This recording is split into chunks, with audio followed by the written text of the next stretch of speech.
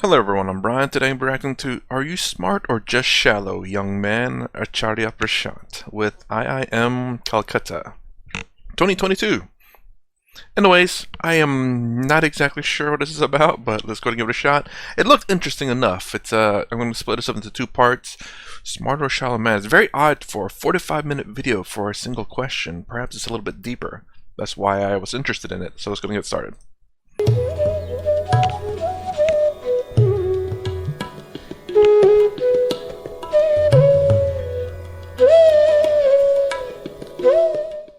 Hello everyone, good afternoon and welcome to the session. On behalf of Literary Club of IIM Calcutta, I welcome Acharya Prashant ji to this session. Today we are very lucky to have him with us. I'm sure he needs no introduction. From being an acclaimed Vedanta exegete to a national best-selling author of over 80 books, he is a powerful voice of social-spiritual awakening in today's world. Today, more than tens of millions of people, especially the youth, get inspired daily by Acharya Prashant ji. Through his direct contact with people and through his various internet-based channels, he continues to bring clarity to all. Sir, it's an honor to have you with us and to have you address our institute. On behalf of the Literary Club of IIM Calcutta, we thank you for accepting our invitation. Thank you. Thank you. Before I hand it over to Dr. Chatterjee to coordinate the session, I have an initial question for you. Sure. Since we are the literary club here and since you have long been into this genre, I had a question like, have the classic and traditional form of stories, which are very slow paced, where the character development was given enough time, have they lost its value in today's time? Because what a general observation is that books or films which have a very shallow plot seem to gain mass popularity amongst a lot of people. So what can we do to bring the traditional forms? See, what you are seeing is the outcome of a certain philosophy of life. And the philosophy is that everything in the world exists only in a utilitarian way. The thing that comes to me must have a utility, and that too a very material utility.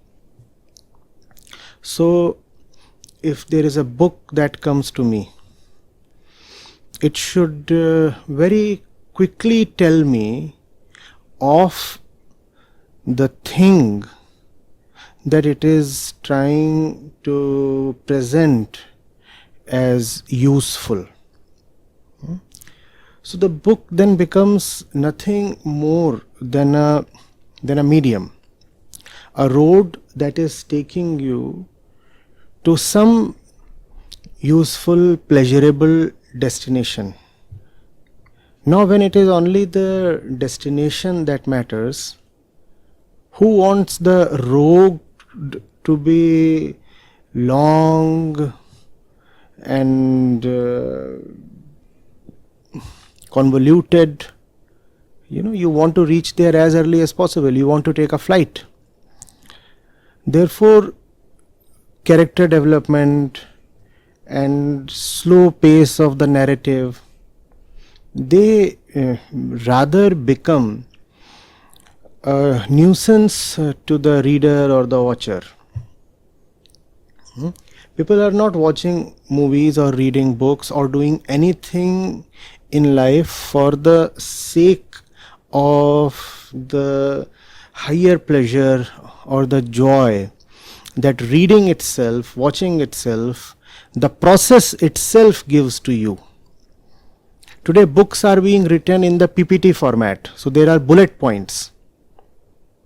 You do not want to enjoy the beauty of language. You do not want to have let's say an 800-page volume in your hands in which paragraphs run for 4 pages, 6 pages, and sentences run for 10 or 12 lines.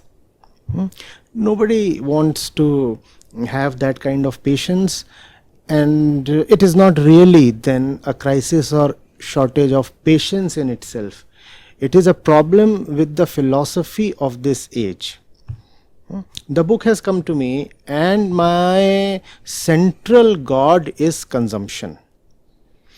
I want to hustle through life. I want to reach some place very, very quickly where I can make fast bucks, where I can get to consume all the goodies of life. I would have assumed that doing something for pleasure is also utilitarian. I mean, anything with a utility itself. Perhaps I'm misunderstanding him there because I mean, we use this place to gain something. That's utility. It has to have some type of utility, whether that's for pleasure or purpose. Well, pleasure is purpose, but for a purpose, which is utilitarian, or has a utility to it. And so, is he saying, at least as far as what he's said so far, that we can't to just enjoy something for the sake of enjoying it? Is that different from it being a utility to enjoy? Because again, like I said, I assumed anything that you use for whatever purposes it may be is the utility of what it is for. So buying a car, it has a utility of practicality, which is going to be driving you from point A to point B, but it also has a fun utility to it. That is like a very fancy car or a sports car or racing car to give you, not only does it get you from point A to point B, some cars are so dedicated to just running around tracks that they're not meant for street from point A to point B, but for going in tracks for fun. And then there are some cars that goes point A to point B and for fun too. But yeah, I mean, even though it's practical or for fun, it's still a utility, I've thought. And that's the only thing that matters to me. The pleasure of reading does not matter. So now the book has to become subservient to the lust for consumption. If the book has to exist, it has to cater to the same lust. Otherwise it cannot exist, because that lust today is God. So that's the reason why if you visit bookstores, what you see is caricature in the name of literature. And if you look at the best-selling charts or racks, they are all full of caricatures. Self-help, somebody is teaching you to make money, somebody is peddling you superstition, this, that. Even the quality of language has fallen, not merely the quality of content. Let alone knowing what life is. The writers and the actors and the script writers of today do not even know what good language is. Good Hindi, good English, good Bengali, whatever. So it's an overall crisis in which nothing matters. You might be beautiful at language, and still you might be found starving somewhere. Starving both in the financial and in the psychological sense. You might gain very little recognition. So that's what, to look at the world as something to be consumed. That's the ideal of this age. You exist to eat as much as possible. That's what is being taught to us in our education, in our upbringing, and by our environment. The purpose of life is to stuff your stomach and your mind, and that's all. Poetry has almost died, because it is useless. People want things to be useful. Look at the quality of the songs, the lyrics that you have today. Not that we had particularly high quality stuff 2 or 3 decades back, but even compared to the 90s or the 80s, songwriting has plummeted to unimaginable depths. That's that's something a lot of people say. I had a kind of a discussion with this with a friend, and I don't think I necessarily don't disagree with them. I think I agree with them, essentially what I'm saying. And it's the fact that every generation, there's always a group of people that kind of complain about the generation that they're in. So, but then again, I cannot verify that, of course, and I wouldn't doubt there are in every generation, there's always people complaining about the generation they're in. Kind of like how we complain about our own generation, saying it's the worst. And I wouldn't doubt that it is true to a lot of degrees. As life becomes easier, we become less independent, and we become more dependent, just because there are more support systems in place that you no longer have to do it on your own. And there are a lot more things to help you do things, make things easier for you, that you no longer have to necessarily depend upon yourself or other people. Like I don't know. Anyways, obviously there's people in place to help you, but if there's a machine that can do it, we do that instead. And that's another thing I noticed, is that we're getting a little bit less face interaction with people. You got people today in texting instead of meeting and beating sometimes. Then you have like the self-checkouts. I don't know if that's everywhere, but people prefer that than, kind of going in front of people. The older folks tend to go to the checkout with the people. The younger folks, including myself, I'm part of that, I prefer to go to the self-checkout, only just because it's a lot quicker for me. I don't mind either way. I grew up in the place where you hand it to the person, the cashier, and they bag it and whatnot. But I just prefer to do it on my own. And maybe that's sometimes the case for most people, but I have a feeling it's more along the lines they don't want face-to-face interaction anymore. I think that's developing more so than just out of convenience. But yeah, anyways. And again, this goes back to probably the fact that I think I do believe it, that the generations are degrading to a degree, and the fact that every generation will always have a group of people who complain about their own generation, and maybe even a generation ago will complain about the current generation. That's the philosophy of this age. That's not accidental. That's what I want to point at.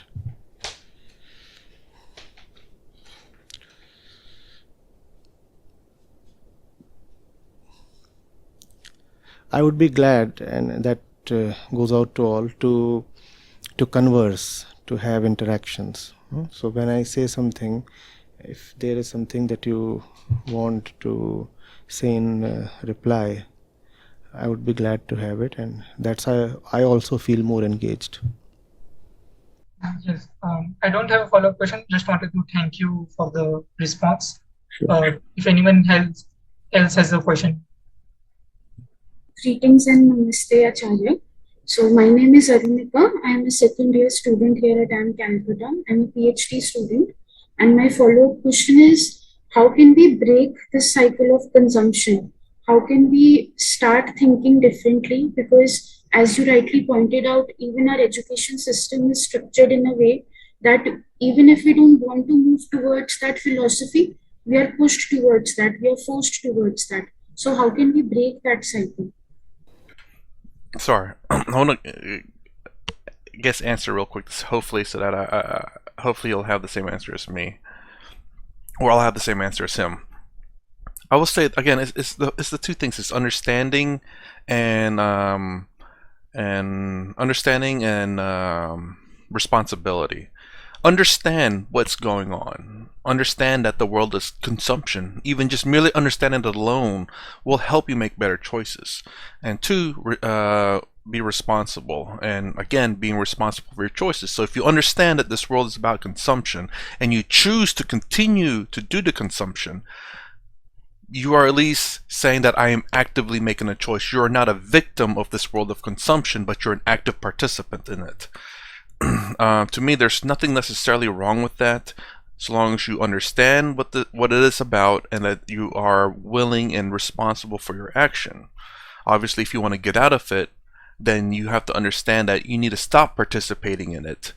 But if you have no problem with it, then you can still actively participate in it. Neither, and actually, I'm listening to Sadhguru's Karma now, which was, I don't want to throw too many things into this, but it was very interesting how initially, whenever described about karma, it was like, holy crap, it was a lot more complicated than I thought.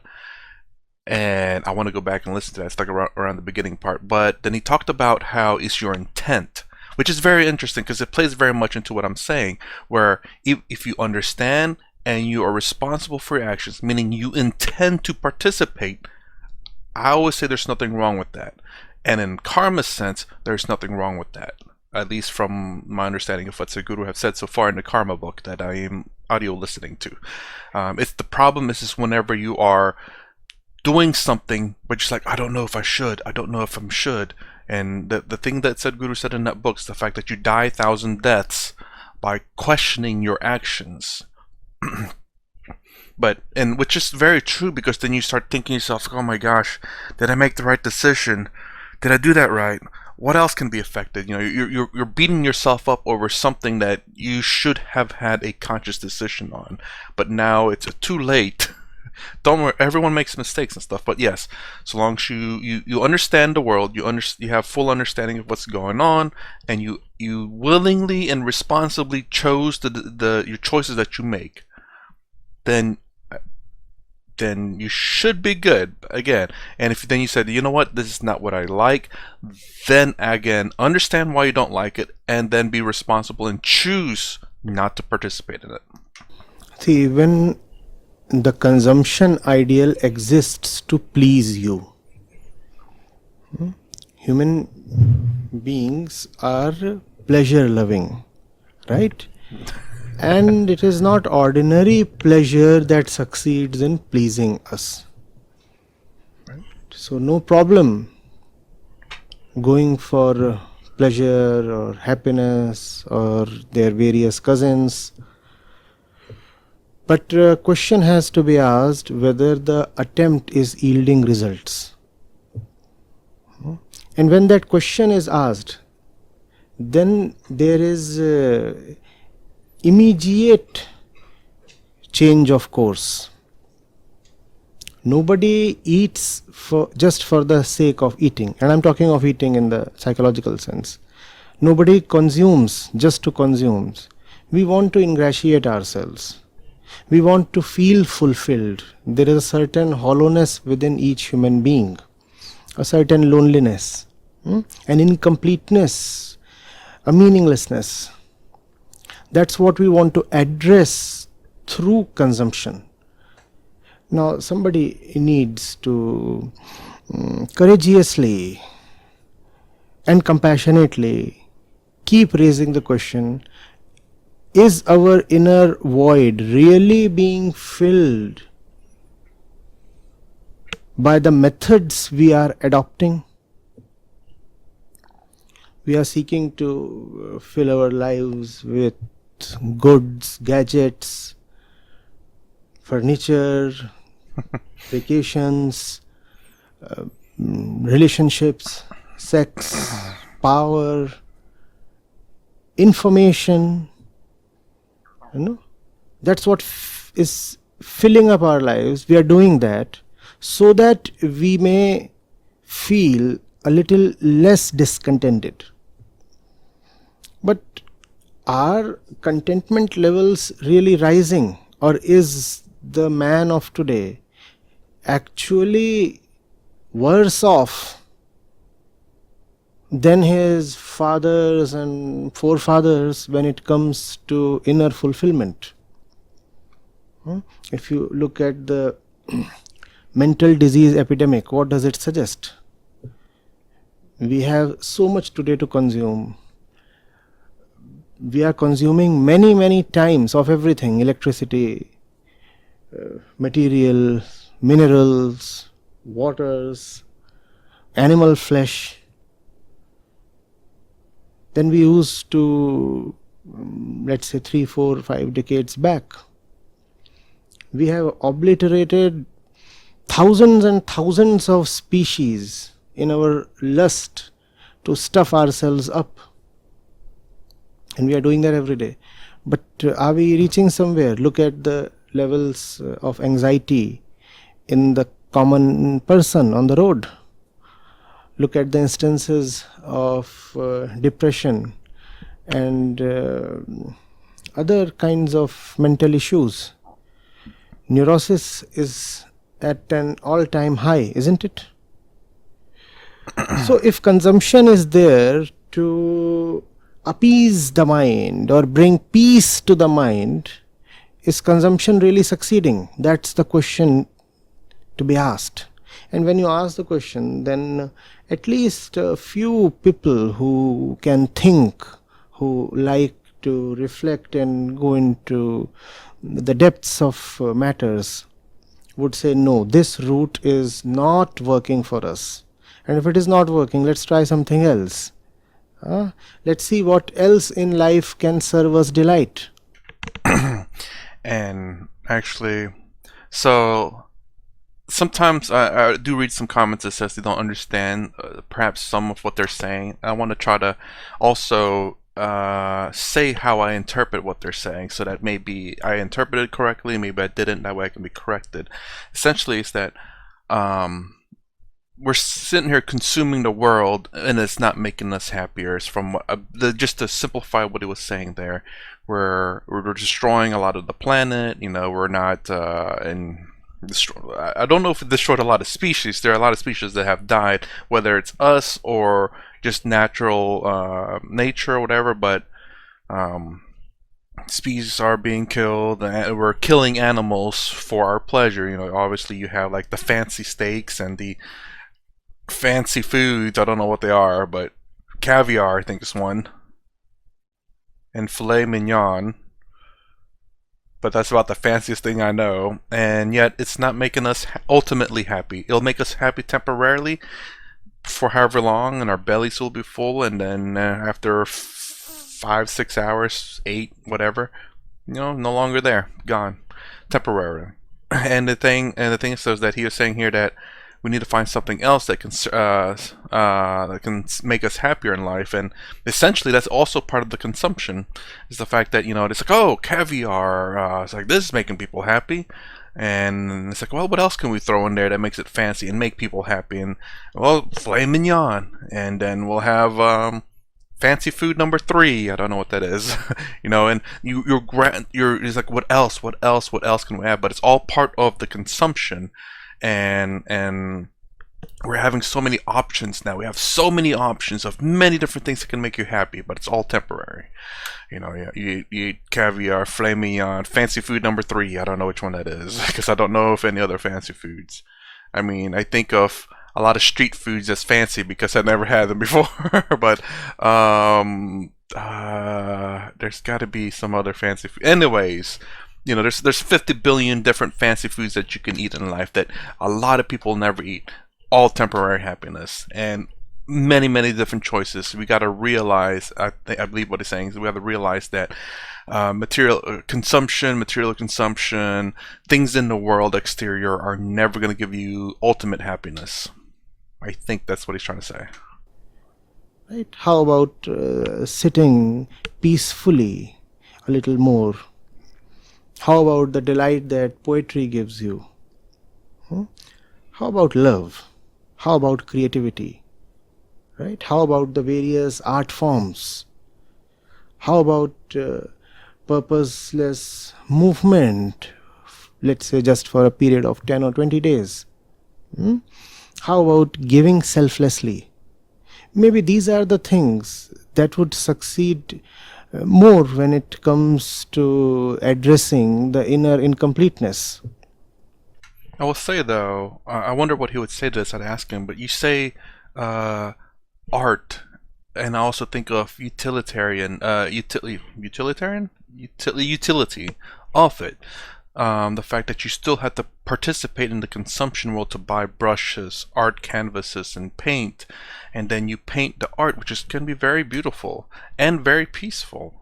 for oneself. But then when you get bored of that, then you have to go to a different type of consumption. Paper and pen for the poetry. Very beautiful. But I guess the ultimate problem is the fact that all these things are very much temporary to make us happy. These are tiny voids in ourselves that will be filled temporarily, but then it's a quicksand, I guess you could say. It's a quicksand effect where you fill in this hole, but then it starts draining the bottom, or the hourglass thing. No? How about wisdom literature? How about Vedant? How about the songs of the sages? Why not try these out rather? So, the moment this experiment is done, and the moment there is a comparison, the scales will tilt. But for a comparison to be made, first of all, somebody has to serve an alternative, no? So we require a few courageous young men and women to come forward and serve us a few alternatives. And if those alternatives are not present, then mankind has no option but to keep hurtling down that same slippery slope of consumption, where you consume and you do not feel fulfilled, so you consume even more, hoping that maybe more consumption can succeed in fulfilling you. It's a slippery slope, and it simply destroys your life. You try to give a meaning, a purpose to your life by way of accumulation and consumption, and this way cannot succeed. So we require people to come up with something else, and believe me, the ground is ready, the soil is fertile, the time is ripe. People are waiting. Come up with a heartful, authentic, credible alternative, and people will join you. Because deep within somewhere, we all are fed up of this nonsense called life we are being forced to live. The methods, the institutions, the structures, the ways, the culture, all this is just so nauseating. We want an alternative. But somebody has to make a start. Thank you, Acharya, for that answer. I just have two follow-up questions on that. First is, when you say that we should look at our ancestors, they were more content. My question is, to what extent should we use the frame of past in order to judge our present? What is the extent to which we should use that? Is it correct to use that point of reference in the past to judge the present? And the second question is related to how you said that we need somebody to take the leadership to bring the change. The problem is that often people have the right substance in mind, but they fall prey to the processes. Just to give a very random example, we had the anti-corruption movement a few years ago, and that converted into a large political party that we see today. The substance was right, the intention was right, but somehow all of that got lost in the process. So how do we make sure that doesn't happen? Wow, good questions, honestly. And how do we keep referring to the past? The very first one also was a really good one. I mean, the whole point is to understand that we've always, I guess, for the first one for her, I would say that we have to understand that we have a lot more today, and why are we not happy? That's the question I would ask. It's like, how is it that we like Sadhguru always says, that we live in a very luxurious time, no better time than the present. It will always be the present that's no better time, unless the future gets really terrible, but no time like the present, that we are so living in such a luxurious time. Even the poor are living in a much better time than they were in the past. We should be grateful and happy for that, but yet we are not. We are suffering more, it seems. Of course, some people will say it's like, well, we have more modern technology, that we're able to diagnose more diseases. And they're not lying, but the fact is that we're having more diseases. And also, there's a lot more people too on the planet. But anyways, it's the sheer fact that we should be thankful for the things that we have, but we're not. It's become the standard in the past and the standard today, and yet it seems like there are more people happy in the past. I think it's just people are more grateful. And again, it's going to be like this probably. Today, as we see this world as kind of ungrateful, I'm sure in 20 years down the road, we are grateful people compared to people in 20 years down the road, which is a very bad thing to say, but it might be true. Of course, living during Roman times or whatever times aren't not going to be that great either. there are pretty terrible times with diseases rampant and all that.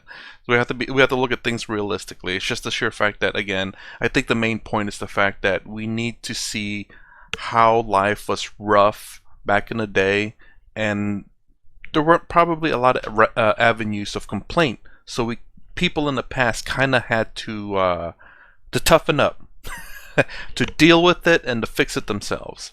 Whereas today, where a lot of things is so much simpler and so much easier, that yet all we can do is complain, because there are avenues of complaints. Now let's just go ahead and spill it out to the world and not do anything about it but complain. 20 years from now, more complaint, I'm sure, and people today, right now, most grateful ever, which won't make too much sense. Oh, the second one. Sorry. The second one, yeah, it's kind of like a lot of movements that happen in America too. A lot of political movements initially started good and ended up turning corrupt. I think that's just the way things are. Everything always had good intent initially, and somehow corruption always creeps in. How do we prevent that? I don't think it's preventable. You can do your best to stave it off, but eventually you'll just get corrupt. Okay, one by one. The first one said, to what extent should we use the past as a metric, as a benchmark for comparison? See, the purpose of life is betterment, improvement. You want to learn and grow each passing day and ultimately be liberated of everything that's not worth keeping, right? That's how life is, and that's how life ought to be spent, in learning and freeing oneself of bondages. And life is time. Life, as we know it, is a series of moments. So obviously a comparison with the past has to be made. How do you know that you are better off today? How do you know you are moving in the right direction? So you need to look at yourself as you were a while back and ask yourself, am I any better off? So in that sense, comparison with the past is not only useful but actually necessary. Because if you do not look at the past, if you do not draw the right lessons from there, the punishment might be that you will repeat your past and the past will become the future. No? Learn from your past. For life to be new and fresh, for something creative and groundbreaking to happen, you must learn from your mistakes and be better than your former self. That's the only way one can improve. Or you could alternately say that one can look at herself as one is right now and say, this is what I do not want to be. There are things in my personality, in my mind, in my beliefs, value system that I want to expunge, and I therefore move ahead in a way that drops and renounces. You could say that. But even if you put it that way, then the stuff that you have today, that you want to drop tomorrow, is the stuff that you have carried over to today from yesterday. Have you not? So even looking at the self as it is in this moment is much the same as liberating yourself of the past. Because that which you call as your present self, as your current self, is nothing but a residue from the past. The stream of time has carried it ahead from yesteryears to today. So you could either say, I want to liberate myself of the past, or you could say, I want to liberate myself of my follies, limitations, weaknesses, bondages as they are today. It's much the same thing. So the past is indeed useful.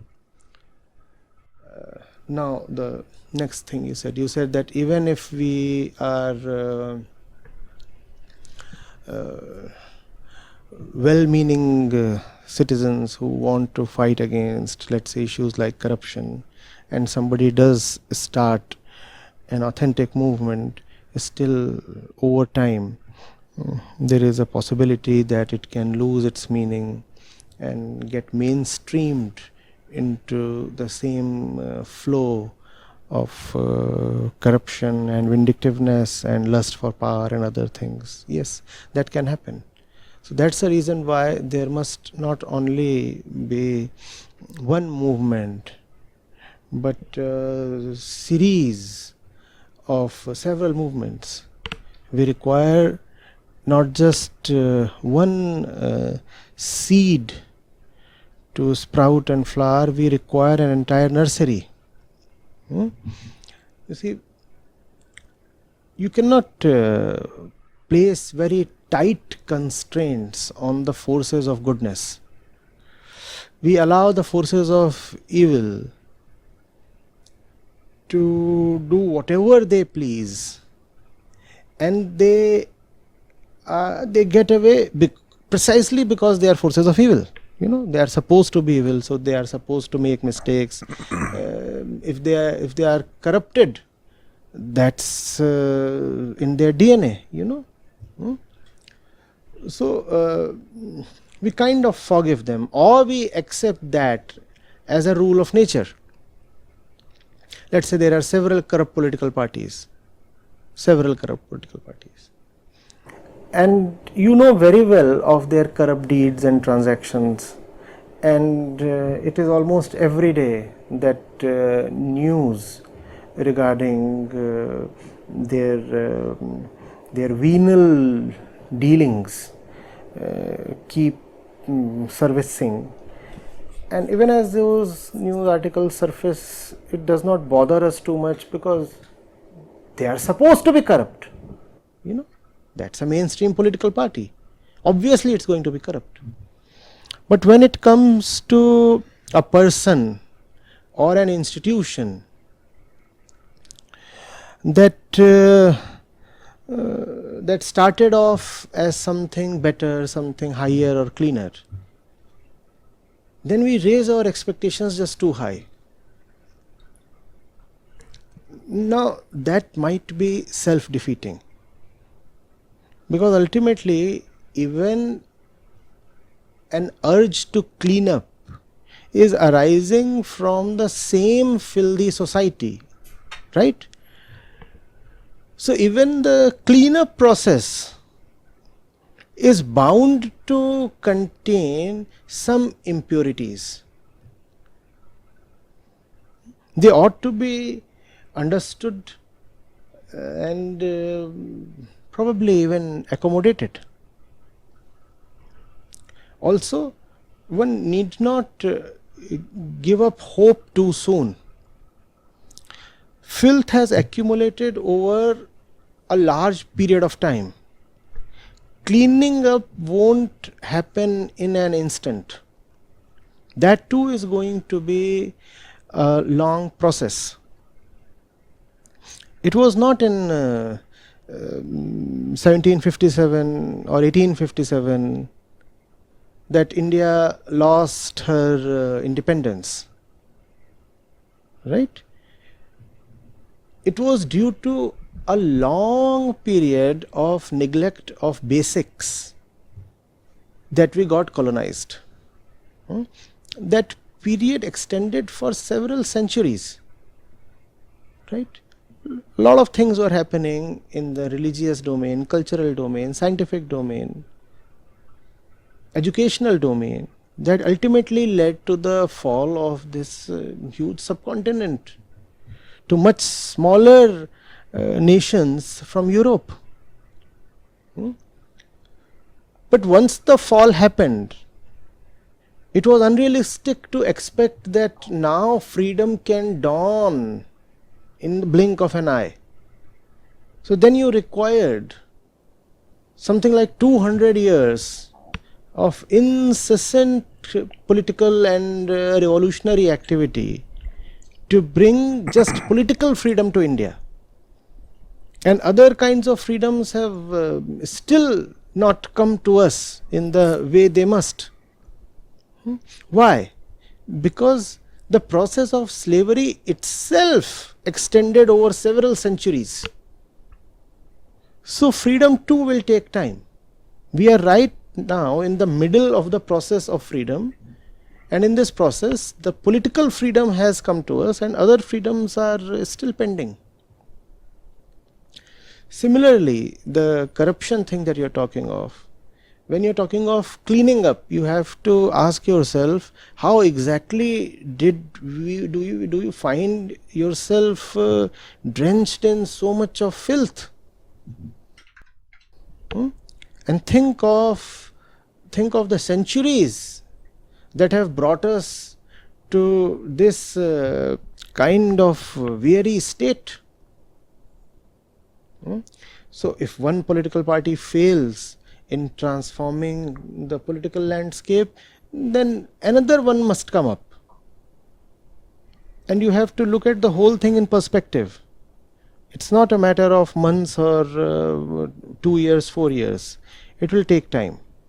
And if you are hungry for change, as you must be, if you want to reduce the time that the process will take, then you must with all zeal and energy put in your own bit. Only then the process can be accelerated. But let there be no false hopes. Bad politics is essentially arising from a bad collective mind. The politician is corrupt because the population is corrupt, right? And all corruption is fundamentally spiritual. A couple of things here. I gotta pause it though. I want to leave some part for the next. His first statement about this was the multiple seeds. And essentially he kind of went back to it over here where it says when one party becomes corrupt, another party will essentially take over, which I don't disagree with. It's almost like an infinite loop of constant correction. One political party comes up and tries to do the right thing, eventually it becomes corrupt, then another party rises to stop that party, and then that party takes over trying to do the corrections, and it eventually becomes corrupt, and another party. It's an endless cycle. As a matter of fact, again, Sadhguru talks about cycles in the Karma book, and which, funny enough, is kind of that. Like there's always this constant. It seems like a constant cycle of correction, corruption, correction, corruption, correction, corruption. It's a never-ending cycle. Hopefully that we always stay in a balance where we're not overly corrupt, nor are we overly correct. I don't know what the bad thing with overly correct is, but too much of any one thing can be a bad thing. Too correct perhaps is too dictatorial, where there is no sense of freedom, and too corrupt ends up, well, it's the same thing actually. But anyways, it's a balance between not being so strict and so pure that people are looked like they're less than, or to be so free that corruption just reigns. And I don't think it's the politicians are corrupt because the population is corrupt. I think generally speaking, corrupt people or bad people seek power. And people who are good generally do not seek power, in my opinion. There are plenty of good people who just love to do good things and don't want power at all. But of course, bad people, in a sense, want power. Even as little power as they have or can get, they want it. And they want as much of it as possible. So corrupt people or bad people will want power, no matter what. That way they can enforce that power on other people. Good people, on the other hand, they just want to do their good deed and be done for the day. They don't want power over anyone. So I think that's kind of the I guess the kind of the bad thing. Yeah, I guess. I don't know how else to put that. It's kind of the bad thing about it is that, good people don't want power and bad people do. It's just kind of the way. And then eventually, when things get so corrupt, again, all my opinion here, that good people will step up to gain power to set things right. Correction, corruption. Correction, corruption. Bad time to pause. I was hoping to play this last part out, but again, it's running a little late. So that's the end of part 1. If you like more content, please consider subscribing. Thumbs up, thumbs down below. Thanks for watching. I'll see you in the next vid.